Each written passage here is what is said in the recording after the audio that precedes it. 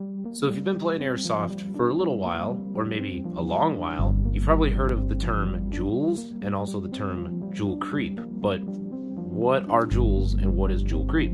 Today, we're going to show exactly what joules is, or what joules are. Joules is a unit of measurement. And then we're going to demonstrate joule creep and the effects that it can have.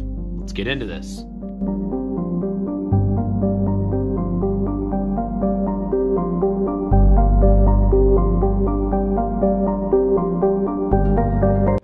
Alright, so in order for us to go through with this experiment and showcase what joules are and joule creeping is and stuff like that, we have to figure out, well, what is a joule or what are joules? Joules is the unit of measurement for kinetic energy, and kinetic energy is the energy of a moving object, which in this case will be this little BB that you shoot out of your gun, right? So, how do you measure this? Well, we shoot the BB through the chrono. And the chrono can calculate it for us because there's a formula for this. It is mass times velocity squared over 2. The mass has to be measured in kilograms. So obviously this is a 0.3 gram BB, so it would be 0.0003 kilograms. But even more easily measured, because I'm going to give you an example of a joule formula.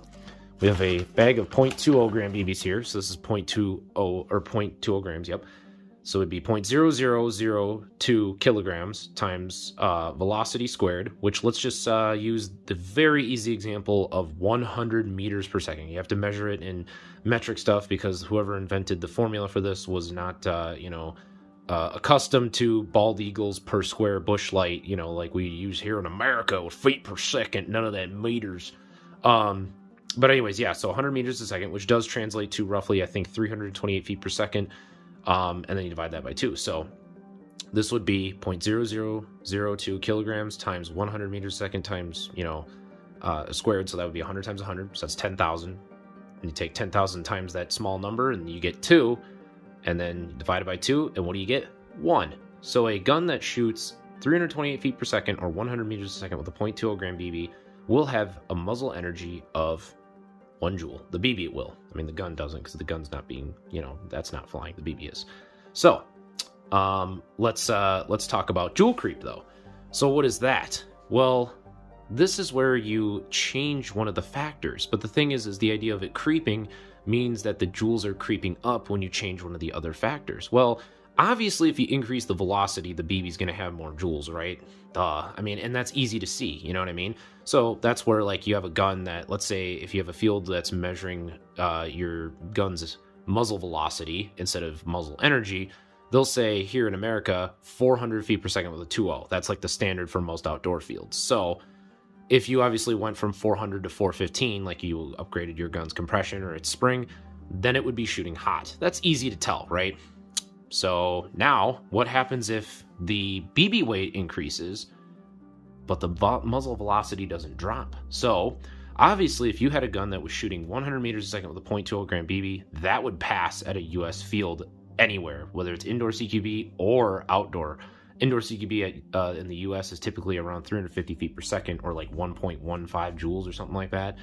But if you doubled the weight, let's just say, and now you went to, let's say, a where's the weight? There it is, sorry, 0.40 gram BB. So you just doubled the weight. And let's just say, hypothetically, for the sake of this formula, the muzzle velocity of it didn't drop. So it's still at 100 meters a second. Well, obviously, you just doubled the weight. So now that would be 0.0004 times 100 squared, which is 10,000, so you get 4 divided by 2, you would have 2 joules. That's joule creep. It's where you basically increase the weight of the BB, but the muzzle velocity doesn't drop in accordance to the increased weight, and you wind up with a gun that is shooting a higher muzzle energy as opposed to a higher muzzle velocity. But let's demonstrate this. This is awesome to demonstrate because I have a perfect gun for it. HPA guns are very easy to make joule creep because it's very easy to accidentally have your dwell too high or just to have too high of a PSI for what the volume of the inner barrel needs to accelerate your heavy BB out, right? Or your lighter BB, if you will. So Joule creep essentially happens where, let's say if you're measuring a gun's velocity with 0.20 gram BB, and the internal mechanism, whether it's an HPA engine, a gas blowback, what else, an AEG gearbox, right, or even a Springer, if the volume of air that thing puts out is greater than the volume of air inside of the inner barrel, what will happen is, as it's pushing the BB out, the BB will exit the barrel before that thing is done spewing out air. So then that excess air just gets wasted. But when you increase the weight of the BB, that excess air can be used to push out that heavier BB, because obviously a heavier object takes more force to accelerate or to move, right? Obviously, if you have a 1 pound bolt, like 1 pound weight, you can move it with ease, but if you have a 100 pound weight, that's going to take a lot more force to move. So with that said, that excess air can then be used to push the heavier BB out at the same or a near same velocity, which then increases your muzzle energy. And today, to demonstrate it, I have my G&G 416 with a Polar Star jack inside of it. We're going to try not to cut at all so we can just validate this experiment as best as we can. It's really close to 80 PSI. I would say it's right on the money for 80 PSI. And, yep, it's all good there. Nice red line regulator. And what we're going to do, we're going to take this high cap. And there's some BBs already in it, but those BBs are just going to be used to push the BBs that I'm going to load on top of here out. That's it, okay? So what we're going to do is just to prove what I'm using here. So we're going to turn on my my little micro scale here. There's the numbers, all right? So just to prove that I'm reaching into a bag of 0.20 gram BBs, because they've been open, you know, so got to prove it's legit. So as you can see, that's a 0.201, but you get it, a 0.2 gram BB. So all of them are 0.2 grams. Obviously, we'll center that again. Okay, and then we'll set that over here. Then we got those Mad Bull 4.0s. It's crazy how much heavier these are. And then take one of those, just a random one here. I'll even really there we go. We'll drop it into the mini scale. There you have it, 0.4, it's almost a 0.40 or 0.41 gram. Looks like Mad Bull's consistency is not the best there. Although, let's see if it's consistently 0.409 grams. Stop moving. Oh shit, yeah. So they're like 0.41 grams. Hell yeah, I got better bang for the buck there. I only paid for 4.0s and I got 4.1s. Jesus Christ, I wonder if they're really all like that. Yeah, they really are. That was a lighter one, 0.407, but yeah, it looks like they are definitely on the heavier side of things for sure. Interesting. All right, I could do that all day. All right, so what we're going to do is I'm going to take that high cap, and we're going to load 5.40s in, and we're going to load 5.20s in. We're going to chrono with the 2.0s, switch the chrono around so that way it's going to be calculating joules with the 2.0s, and then once we run out of 2.0s, joules with the 4.0s, and then we'll showcase the difference, all right? So let me get the 4.0s in. We're going to do 5. So, well, the 4.1s, geez.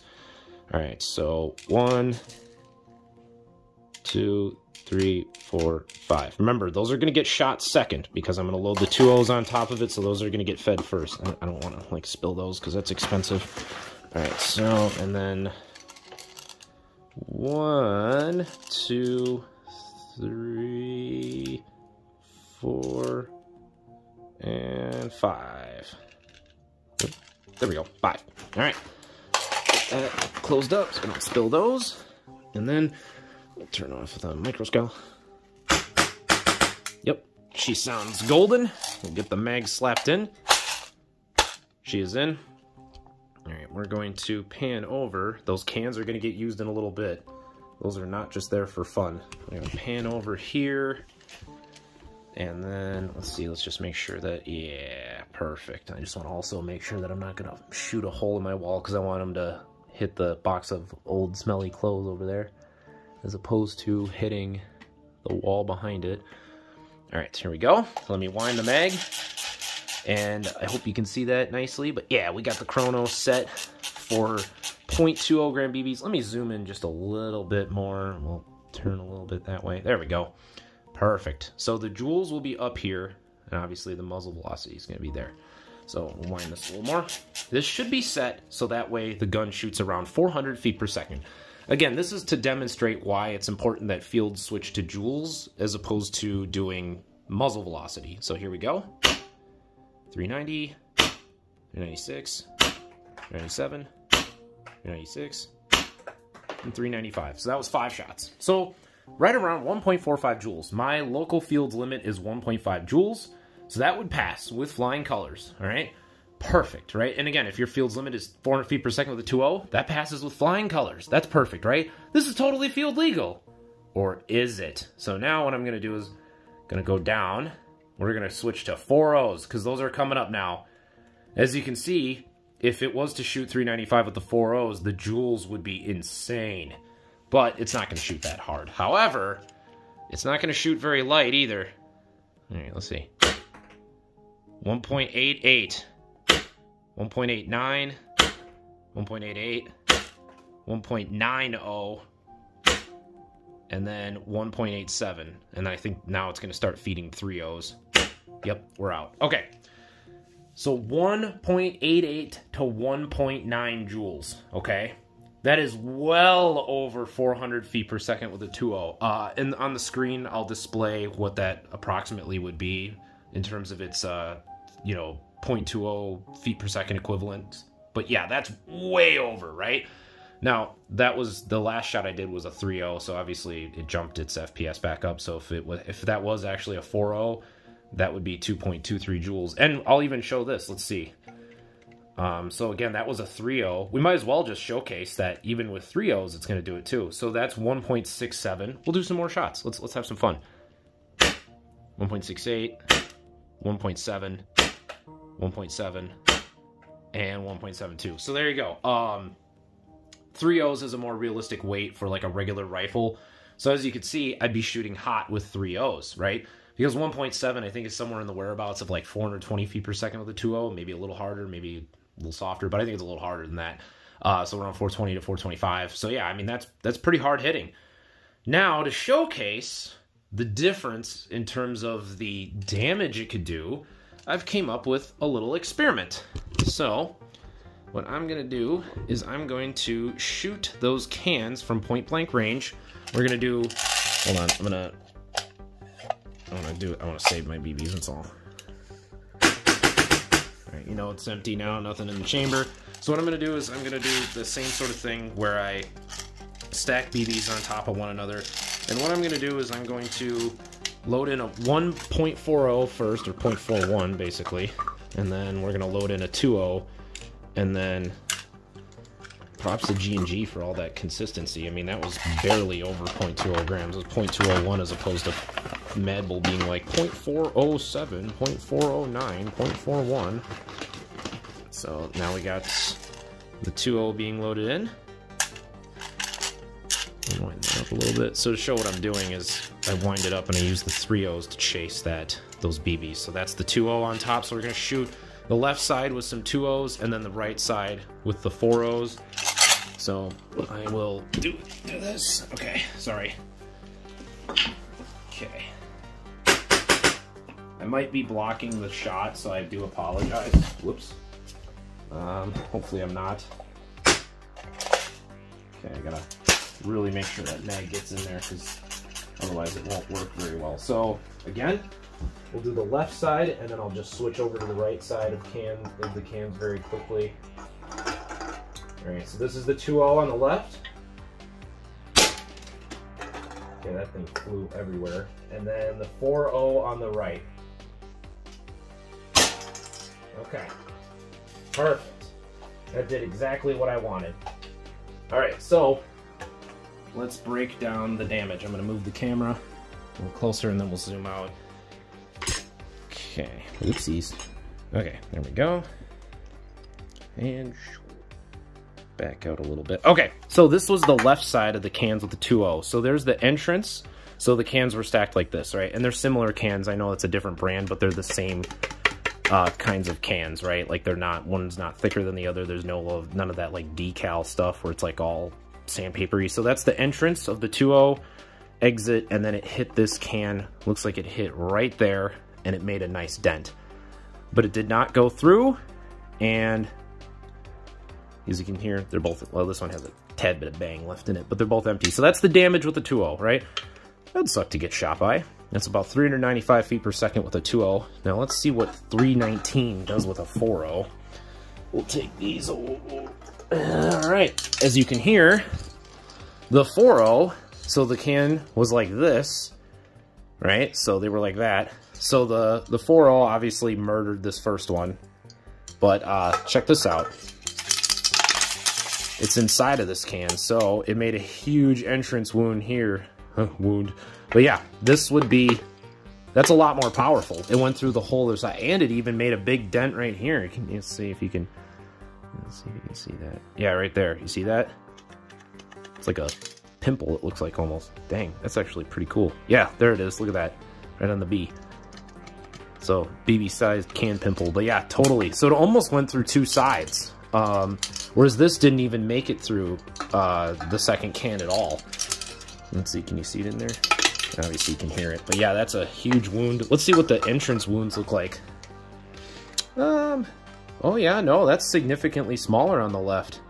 Check that out. I can't even like fit my thumb in that at all unless I was to like really stab it. But yeah, with this one, it's like I can fit my thumb inside of it. So this is why it's really important to do joules, like to measure guns' muzzle energy as opposed to muzzle velocity. Because as you saw, that gun would have perfectly passed a chrono with the .20 and going off of just, you know, being under 400 feet per second with a .20.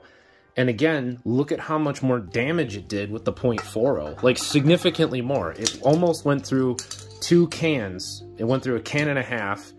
And stopped inside the second one, and then the 2.0 didn't even go through the second can at all. It just went through one can and bounced off the second.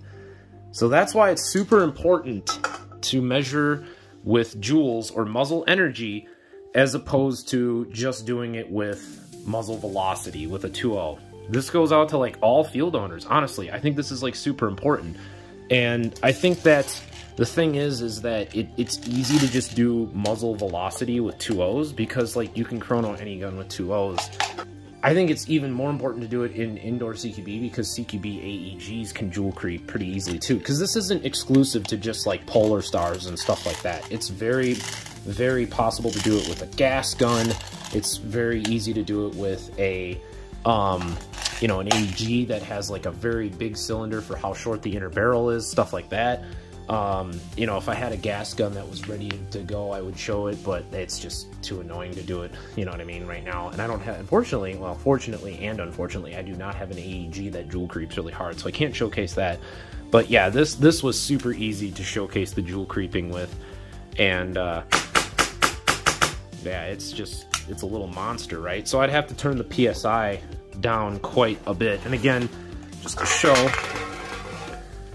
as I'm making a mess, don't mind that. We'll just, I just want to show one more time that I am still at 80 PSI. I never changed it. Never changed it. I didn't mess with the dwell, nothing. So that's all I got for you guys when it comes to Joule creep. Please be aware of this. Show this to your local field owners. If they're still chronoing with muzzle velocity as opposed to muzzle energy. Show this to other players who don't understand it, all of that. I want this to be really educational, and I think the can experiment was an excellent like visualization of how much more damage it does. I know it's like they're little, you know, aluminum cans, but remember, like, this is going to be somebody's skin, right? Like, this went through a whole other side, and it almost went through the whole entire can, as opposed to this with the 2.0 just bouncing off the second one. So with that said, share this video. Let's educate other airsofters on the importance of measuring with muzzle energy as opposed to muzzle velocity, and the importance of like not trying to be a dick when it comes to Joule creeping and why it, you know, can be a very naughty thing and what you could be doing to other people out there. And remember, you're going to be doing a lot more than shooting cans when you're playing out there. So yeah, who cares about the cans? It's more about what you're doing to other players. But the only thing that could be beneficial to this, I guess, is if you have somebody who's cheating hella, well, I guess you save a mag of extra heavy No, I'm kidding. Don't do that. Don't be that person. But you know, but yeah, again, this was something that was a really big problem back in the day when HPA was new, because you'd have players that would be chronoing with 2.0s and they'd be like, they totally pass, and then they'd switch to like 4.0, or well, not 4.0s, but they'd switch to like 3.2s, and then they'd be murdering. Like, I had a buddy who had an AK that was HPA'd. He was shooting 395 with 2s. He switched to 3.0s, and he was still shooting 395. He jumped from 1.45 joules to like 2 joules just by switching BB weights. That was it. So he was murdering people, but his gun shot really far. Really, really far. So with that said, guys, stay educated. Have fun while you're playing out there. Be safe while you're playing. Don't cheat. And also, as always, happy airsofting.